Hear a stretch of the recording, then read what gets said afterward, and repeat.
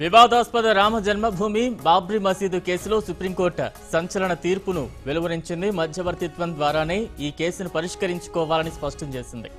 శ్రీ రవిశంకర్, విశ్రాంత న్యాయమూర్తి justice Kalifulla, senior న్యాయవాది శ్రీరామ్ పంచులతో కూడిన 3 మధ్యవర్తుల బృందాన్ని ప్రకటించింది. మధ్యవర్తిత్వ ప్రక్రియ ఫైజాబాద్లో కొనసాగాలని, చర్చలన్నీ సీసీ కెమెరా పర్యవేక్షణలో అత్యంత రహస్యంగా కొనసాగాలని స్పష్టం చేసింది. దీనికి సంబంధించిన సమాచారం మీడియా సహా మరెవ్వరికీ తెలుపురాదని సుప్రీం ధర్మాసనం వెల్లడించింది. 4 వారాల్లోగా మధ్యవర్తిత్వ ప్రక్రియ పూర్తి చేసి నివేదిక సమర్పించాలని గడువు విధించింది.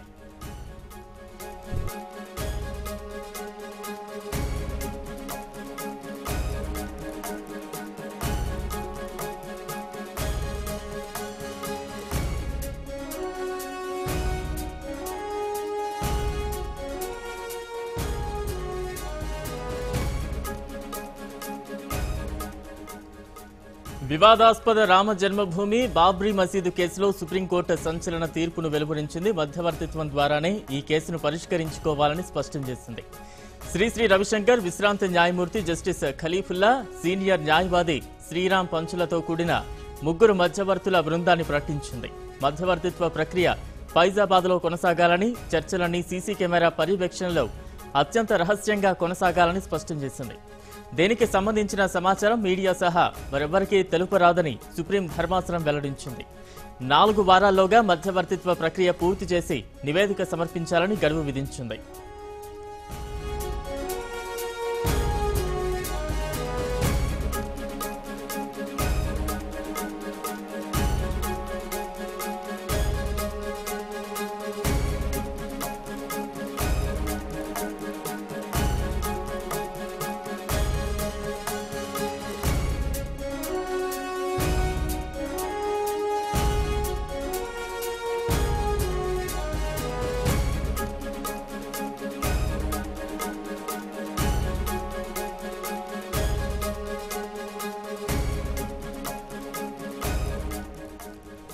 వివాదాస్పద రామ జన్మభూమి బాబ్రీ మసీదు కేసులో సుప్రీంకోర్టు సంచలన తీర్పును వెలువరించింది. మధ్యవర్తిత్వం ద్వారానే ఈ కేసును పరిష్కరించుకోవాలని స్పష్టం చేసింది. శ్రీ రవిశంకర్, విశ్రాంత న్యాయమూర్తి జస్టిస్ ఖలీఫుల్లా, సీనియర్ న్యాయవాది శ్రీరామ్ పంచులతో కూడిన 3 మధ్యవర్తుల బృందాన్ని ప్రకటించింది. మధ్యవర్తిత్వ ప్రక్రియ ఫైజాబాద్లో కొనసాగాలని, చర్చలన్నీ సీసీ కెమెరా పర్యవేక్షణలో అత్యంత రహస్యంగా కొనసాగాలని స్పష్టం చేసింది.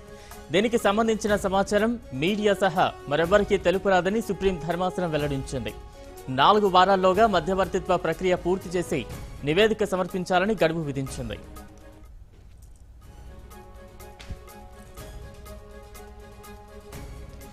ఇదే అంశంపై మరింత విశ్లేషణ అందించేందుకు Bharat today output editor, senior journalist Raka Sudhakar garu phone line లో అందుబాటులో ఉన్నారు. రాకా సార్, అయోధ్య మధ్యవర్తిత్వంపై సుప్రీం సంచలన నిర్ణయం తీసుకుంది. మధ్యవర్తిత్వానికి గ్రీన్ సిగ్నల్ ఇచ్చిన పరిస్థితి ఏ రకంగా అర్థం చేసుకోవాలి?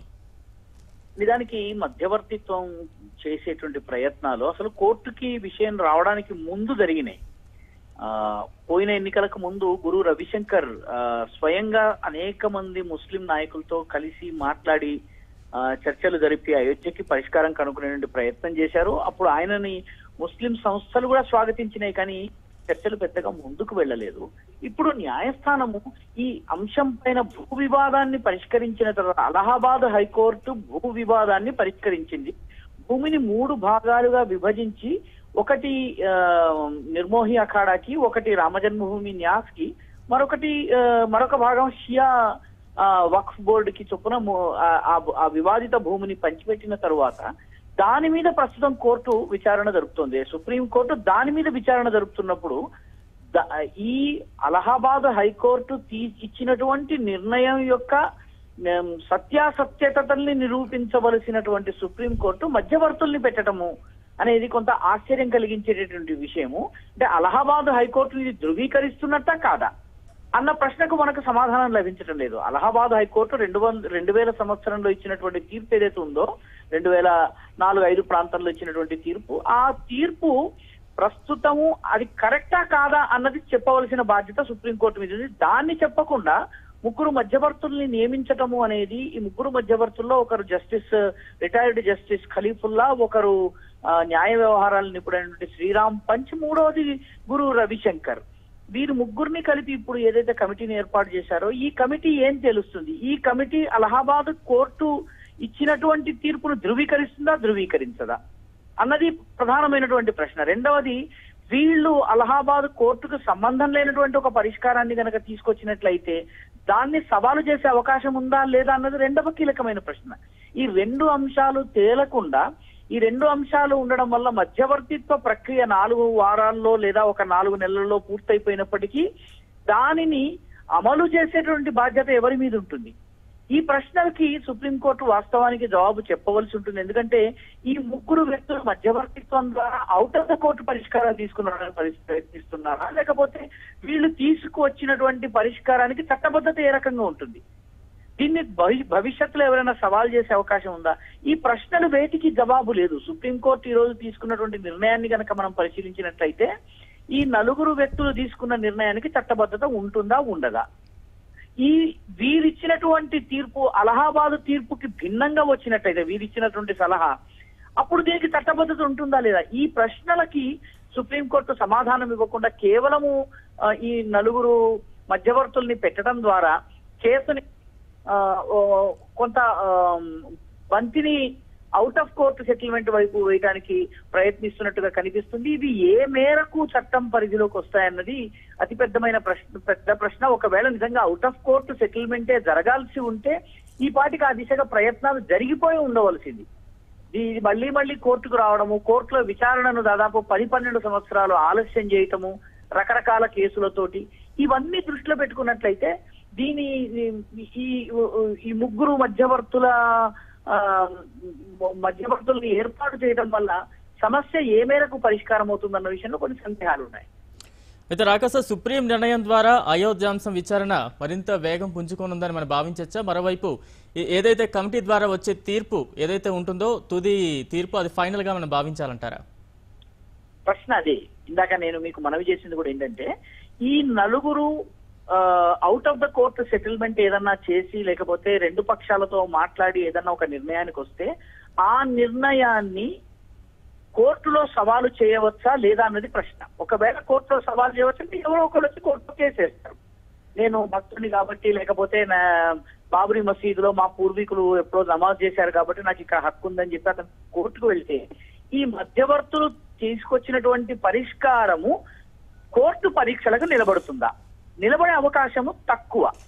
ఎందుకంటే అలహాబాద్ హైకోర్టు దీనిని కేవలం ఒక భూ వివాదంగా చూసి ఆ భూమిపై యాజమాన్య హక్కు ఎవరికి అన్నటువంటి అంశాన్ని పరిష్కరించి ఒక తీర్పును వెలువరించింది.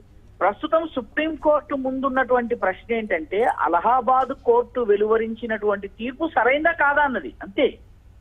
దానిని పరిష్కరించకుండా మధ్యవర్తుల్ని తీసుకుని రావడం వల్ల ఆ మధ్యవర్తులు తీసుకొచ్చే పరిష్కారానికి చట్టబద్ధత ఉంటుందా, లేకపోతే వాళ్ళు అలహాబాద్ కోర్టు తీర్పుకి విరుద్ధమైనటువంటి పరిష్కారాన్ని తీసుకొచ్చినట్లయితే ఎలా ఉంటుంది? ఈ ప్రశ్నలకు ఎక్కడ మనకి సమాధానం రావడం లేదు. కాబట్టి ఇది కొంత విచిత్రమైనటువంటి నిర్ణయంగానే చాలా మంది న్యాయ వ్యవహారాల నిపుణులు భావిస్తున్నారు. Right, thank you sir.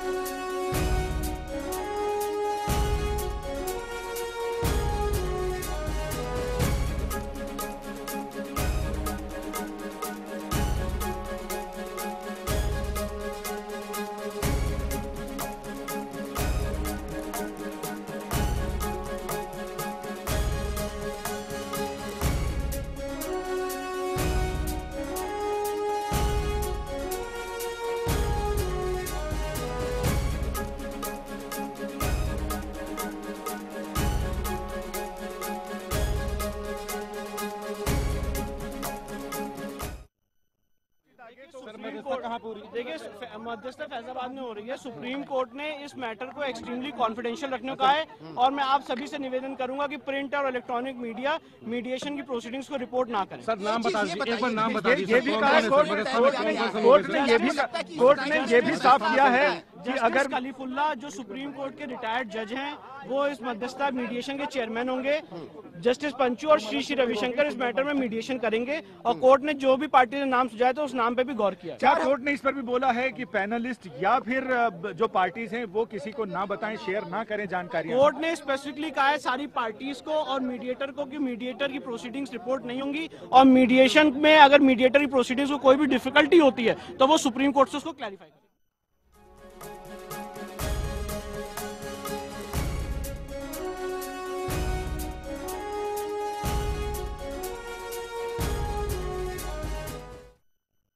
Body. I represent Sunni Waqf Board, UP Sunni Central Board. That is a statutory body. Are you happy with the mediation order? Of course, we have said that we will agree, and whatever we have to say about this, we will appear before mediators and put our submissions. Sir हमें इस बारे में कुछ कहना है तो हम वहाँ appear होके ही कहेंगे। जी सर। और सुप्रीम कोर्ट ने भी मना किया है कि हम लोगों को कुछ पब्लिक स्टेटमेंट नहीं देना है। पहले से भी ऑर्डर्स हैं, तो हमको कुछ भी कहना है तो जो भी हमारी तरफ से अपीयर होंगे फैजाबाद में होने के पहले तो आप बता सकते नहीं।